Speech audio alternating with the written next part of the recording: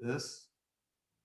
All Do right, we, we you are. want me to move where I have more light, or it's good? No, you're fine. You're good. All right, so it's recording. So here we go. Let's get this going. All right, so I've got the wonderful Miss Suzanne Downs here with us from West Palm Beach, very dear friend of mine, and we just got back from our meeting our Freedom Club meeting which we haven't had one in about a year and a half. And Suzanne has developed or discovered a couple of key words that she uses when making calls now to agents, and she's just getting phenomenal results. She's just slaying it. And I'm going to have her, we're going to go actually role play that and go through that, because I think this is awesome for anyone that wants to use this as a training video when they're calling agents. But before we do that, Suzanne, so how do you actually get your appointments on the calendar? I have what we call a daily success plan manager, and she's full-time, works for me, and she's a caller. And we have a list that we provide to her of qualified real estate agents closing. You can pick whatever number you want it to be. Ours is generally like 24 buyer transactions. When you look up on MLS, you can see the seller transactions or listings and or buyer's side. So you want to make sure you're going after buyers agents and that they are fully qualified at whatever number you pick. Ours is 24 in a 2-year period. Okay, so that's 12 a year then. Basically one every month. Yeah. Okay, cool. That's the minimum. We want to go for higher, obviously. Okay. Yeah. So, and then what does she say? So she's calling these people these are people you don't know and you're not doing business with, or could they be people that maybe you've had a transaction with as well that you just haven't created a relationship with?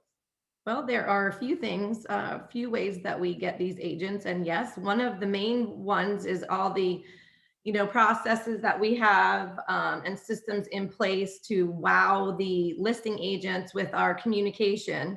So the minute we get a contract, we qualify the listing agent.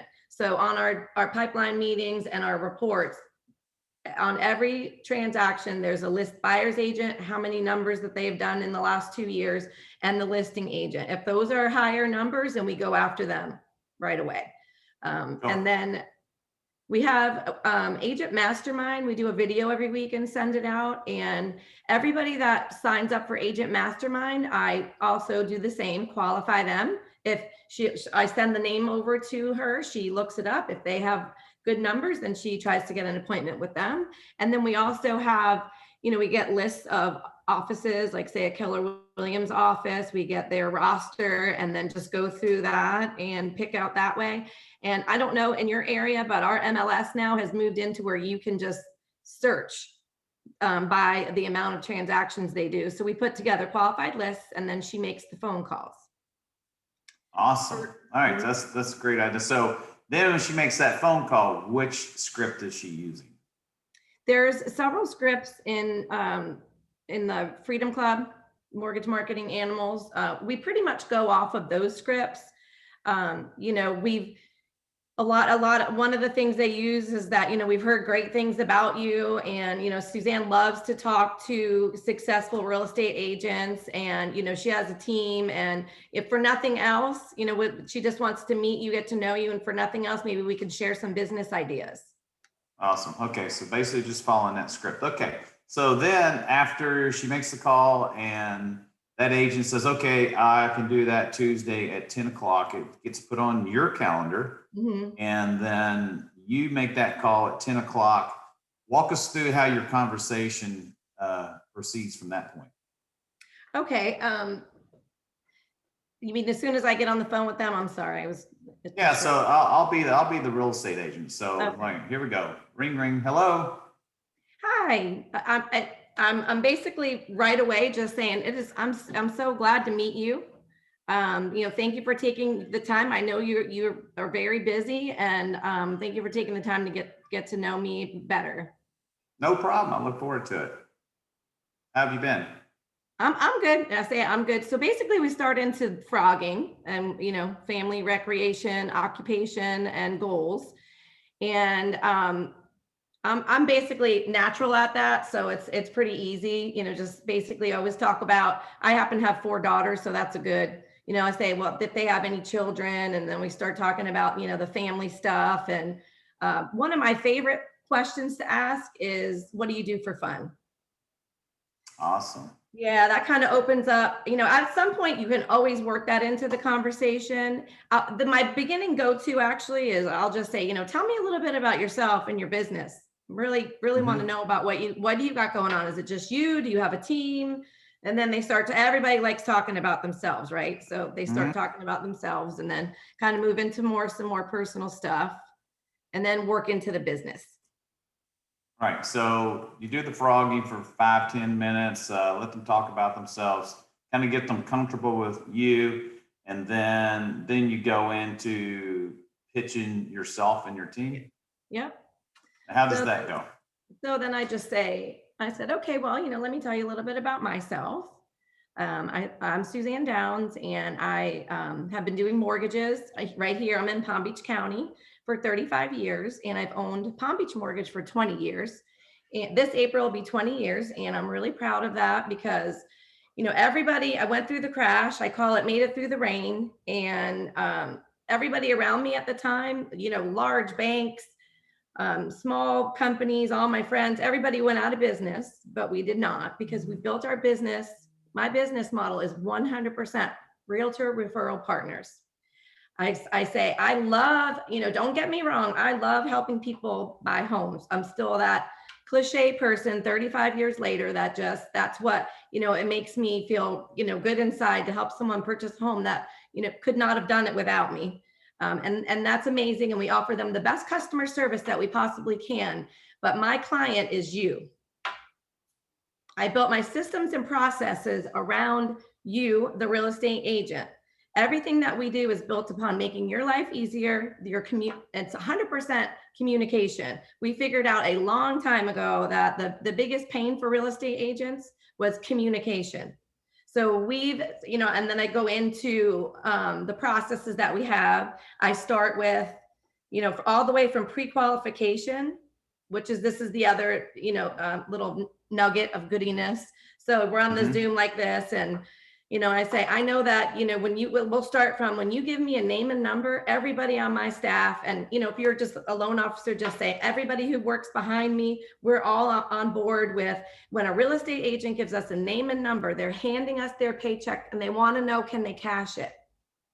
They don't want to know. They don't want to wait 3 days and go, hey, what happened to that name and number I gave Suzanne? They want to know later on that day, hey, I called and I didn't get a hold of them, but I put them in my system, and now I'm going to be reminded every day. I'm going to keep following up with them, and you let me know if you hear from them as well. Then we go into the pre-qualification process and how they are copied on every email, and we pick up the phone and call throughout the whole process of getting pre-qualified. I go through what we do when we pre-qualify someone who we send. Do you want me to go into all that, Brady? Yeah, let's do. Yeah, so you're letting them know that, not only have I gotten their pay stubs, bank statements, we've run them through AUS, I'm sure. Right. Yeah. Yeah, I tell them we do full pre-qualifications, do all that. The last thing that I want is for you to go out there and waste your valuable time on a weekend or nights, and then something happened down the road. We take extra time if we need to get a verification of employment or do something with student loans, because verification of employment because they get paid with commission or overtime. We'll wait that extra day or two, get the verification in, and make sure we have the right amount of income, so you're not wasting your time. So you can rest assured, when you get a pre-qualification letter with my name on it, you're going to be good to go. I tell them what we do, when we send the emails out on our pre-quals, we put anything that's quirky, gift funds, subject to gift funds for 20,000. I tell them, we put the taxes, insurance, and homeowners association on there. If it says 250 HOA and you're looking at a $500 a month HOA, you might want to pick up the phone and call. My battery's running low on my computer. I'm going to have to plug it in while I'm doing this. That's fine. That's fine. I don't want us to lose the whole thing altogether. Okay. No worries. Yeah. So we go through that. We do once you're pre-qualified, we send out a letter, a handwritten note to them. We put a lottery card and tape a shiny penny inside, and we say, good luck, use your lucky penny to maybe you win some money for closing costs and prepaids. That's a cool idea. Yeah, yeah. So that goes out with the, so you just send them a thank you card for the referral, and then the lottery card with the shiny pennies and the thank you card.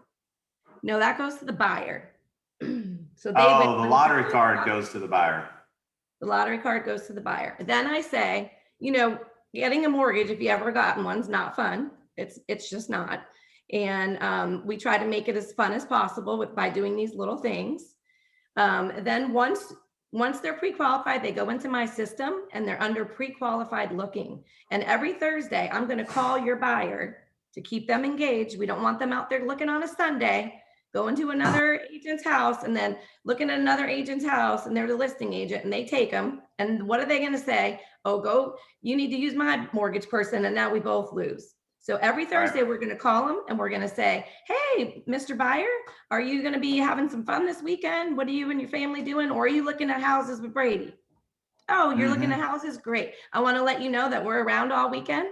We'll be more than happy to run some numbers for you. You find something you fall in love with and you want to talk about payment and amount you need to close, we're around. So just give us a buzz. And the other thing we love to do right now, especially, we've been doing it before, but now with the market the way it is now, you know, if you're going to put in an offer, please give me their name, the name and number of the listing agent so I can call them. And what we're doing is verbal love letters. So we're telling them about how much you love the house, you know, and the agents usually know what the love letter is. You know, the love, people used to do handwritten notes and attach it to the contract, which is coming back because of the way the market is. They're just trying to pull at some heartstrings. So I kind of do a little verbal love letter. Tell them about how, you know, great the deal is, whatever it is, you know, they're putting a large down payment or, you know, credit's great, everything's good. I got DU. And then I say, let me let you know a little bit to expect with working with me at Palm Beach Mortgage. And then I give them that little bit about the communication and the phone calls, which we haven't even actually gotten to that yet, but I give it to the listing agent as well. So they're like, oh, I say, you and I both know that listing agent has a certain amount of control. When they go back to that seller, they can push which one that they think should go through. So if I talk to them and kind of, you know, schmooze it up a little bit and we're neck and neck with somebody else who didn't even bother to call, you know, that kind of pushes them over the edge. Absolutely. Once they get under contract, the contract comes into the office and everything starts going. First thing that happens is we send out 4 letters to the buyer, the buyer's agent, the listing agent, and the seller. Says, sit back, relax, enjoy a cup of coffee on us while we handle the transaction at 123 Main Street. And there's a $5 Starbucks gift card in there. I say, I just really think that sets the tone for the transaction. Everybody's like, okay, they got this. The mortgage is going to be okay. You know, so and generally everybody loves that. I mean, the listing agents will call and say, you know what, hey, thank you. Or, you know, when you do your Tuesday after calls, they're like, that was so sweet of you. So where are we at? Contract. Then everything starts from there. Once your buyer gets into my processing system, they're going to be called every single, these 4 people are going to be called and texted. I'm sorry, I'm stumbling myself. That's right, yeah. Texted and emailed every milestone throughout the transaction. So it's the listing agent, the buyer's agent, the buyer, and the title company. So everybody's all on the same page throughout the transaction, from application, processing, underwriting, appraisal, title, all the way to CTC and funded. Every Tuesday, in addition, they're going to we do our pipeline meeting on Tuesday mornings. And then those same 4 people are going to get a live telephone call from my office, giving them an update on what's happening on that file. I don't care if we just talked about it yesterday, they're going to get a call and an update call on Tuesday. Everybody on my staff knows my head's going to explode if anybody calls me and says, hey, what's going on? Where's the appraisal, or what's happening with this? That should never happen. I want you to think of me as your mini transaction coordinator. All right, great. There you go. They gotta love that. They do. And then, you do your call to action. So tell me about that. So then you wrap it up after going through all that. Then you wrap it up by saying, we usually go back through some fun stuff. And then I say, you know, at the end, I say, I would just love for you to, give me your next buyer's agent so I can audition for you, kind of, wow you. I think you're really going to love working with us because everything I say I'm doing is true and you're going to love it. So you just go ahead. I really would like for you to give me your next buyer. Yeah. So we can audition. That's awesome. So you're just right there. It's not that, can I count on you to send me your next one? I'd really like to count on you. Yeah, maybe you should. Yeah, I'd really like to count on you to send me your next buyer so that we can audition. I was just going to say that, probably should say, and so, listen, it comes out different every single time while you're talking, but that's like the overall, I always ask for the business at the end, and if you want to go into a couple opposition things, because I think that would be good. Oh, well, I'm already working with somebody. Yeah, that's exactly. Let's lead into like our typical objections. Yeah. Of course you're working with somebody. I wouldn't expect anything less. Anyone who does great, does a great business like you do, of course you are. And you know what? There's nobody out there that respects loyalty more than I do. I have agents that just love me, and I wouldn't want someone going after them either. But we have a lot of different programs, and even the Super Bowl team has a backup quarterback. Put me in, coach, if you ever need me. Okay. Now that sounds great, Suzanne. Well, I'll tell you what I'm going to do. I'm just going to add you to our list, and we'll put you on our list. Awesome. Oh, you have an answer to the list. Why don't you answer that, Brady? Well, some people say, well, I've heard it answered different ways, and some people will say, well, I'm not your list guy. Remember, Craig Bland used to say, I'm not a list guy. I don't want to be on a list. I want to be your number one guy. And I can't remember exactly how he didn't go back and sell that. I need to look that up. I've actually got that somewhere, but he would say, I'm not your list guy. But in my case, I'd say, you know what? That's okay. You put me on your list. So when you do have somebody, do you hand them? And I want to know, so what do you do with your list? That would be my next question. So how do you use your list? Do you just hand them a list and let them pick? Because, if Suzanne was going to come to Louisville, Kentucky, and she asked me, where can I get the best steak in Louisville?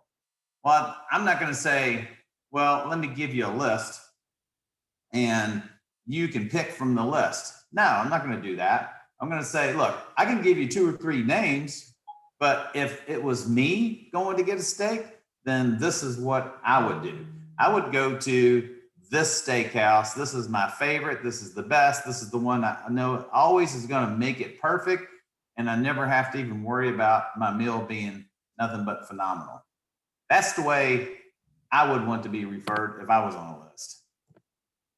Are you still there? Or did I lose you? I'm back. I lost your video.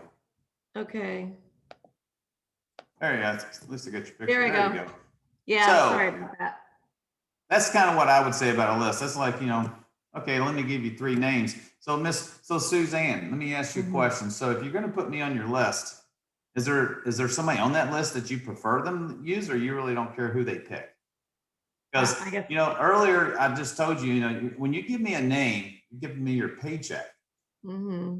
And that's the way I look at this. I want to make sure that you're going to get paid. And I want you to know without a doubt that when we say, yes, this deal's approved, that you'll be able to take that to the bank. So do you feel that way about everyone else? Or no, I really like we just have a conversation, huh? No, I really like that. I like knowing I'm going to find out when I'm going to be able to cash my paycheck, and then I've got somebody working really hard for me to make sure I can. Okay, great. Well, then can I count on you, Suzanne, to send me your next buyer? Go ahead and audition us. And if we prove these people, you're going to be able to take your check to the bank. And you know what? You might find out that you like the way I cook my steak better than the restaurants you've been going to. You know what? You might, and I am definitely going to send you my next buyer lead. Awesome. Well, I appreciate that, and my team and I will not let you down. Awesome. Oh yeah, that's awesome. Anything else that you do? I've lost you again. Oh, there you go. Okay. As far as the meetings are concerned, we can run around and do them all day long, right? I mean, that's the easy part for us people who are salespeople. or I mean, I shouldn't say that because there's probably a lot of people out there who are afraid of doing it, but I promise you, once you get a few under your belt, it gets easier and easier. But the most important part of this whole thing is the follow-up. Yes, exactly. Because, you know, you can ask them and they're going to tell you they're going to give you the business because they were looking at you and balls. But then when they hang up the phone, you know, you need to be a constant reminder. The one thing that it's called the one thing actually. So it's the one thing we do as soon as I'm done with my Zoom call, you know, I'm not doing it myself. I have an assistant that's doing it. And we start a whole chain of events that are going to happen after my meeting. And I text them and I let them know exactly what happened at the meeting, everything about them so they can make notes of it. Because believe it or not, the more people you start meeting with, it kind of all runs together. So it's easy to make all the notes about, you know, they've got 4 kids or she's going to have a baby and about their business and, you know, whatever it is. But remember, the one thing I like to ask in the beginning is, what do you do for fun? And the reason why I ask that question is because they're going to tell me something about their activity they like or a hobby, something that they really like. It might be a sports team, and then that's going to give me an idea. So that when I'm hang up, I'm going to tell them all about my call, and then I'm going to tell them, hey, he loves the Red Sox.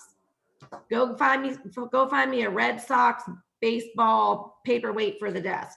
So we send them a gift immediately after, generally about $25, you know, something like that. Nothing. It could be a book. It could be, you know, anything you want it to be. Right. Send a text message. Hey, thanks so much for taking, you know, your time to meet with me today. I really enjoyed it. You know, something short and sweet. A handwritten card goes out from Kelly. She's my DSP manager. And then the calls start. We do our 15 weeks. That's what we, you know, that goes 12 weeks to get an appointment, 15 weeks to get them to give you a deal. And then the calls start. And I just started making those telephone calls myself. I thought it would be a little bit more powerful to do it that way. And those are on Tuesdays. So you just keep going until you get them to refer you a deal. So you don't do those, they're not Monday calls for you. You do yours on Tuesdays. I do mine on Tuesdays. Yes. Well, actually, no. Yeah, no. Because you're doing and then I do my ABCs on Monday. You do your what? My ABCs on Monday. My A real estate agents, the people, you know, the Thor's hammer calls, everybody you work with already. Your people, I call them ABCs, and I really have ACF now. Honestly, I changed it. I have my agents who refer to me all the time, and my C's. So I'll call all my A agents, and then my C's get, hey Christian, my C's get called by my DSP manager. I don't make those telephone calls, and then those are only made like every 3 weeks. They don't. Your A's are the people that send you deals all the time.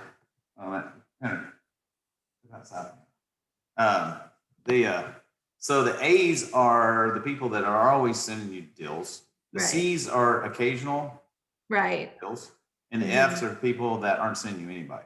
You know, F's are the people who, they love me, they're loyal to me, but they only close a couple deals a year. You know, maybe 5-year deals a year, and you know, they don't want to be called every week. Hey, you got something for me? Hey, you got something for me?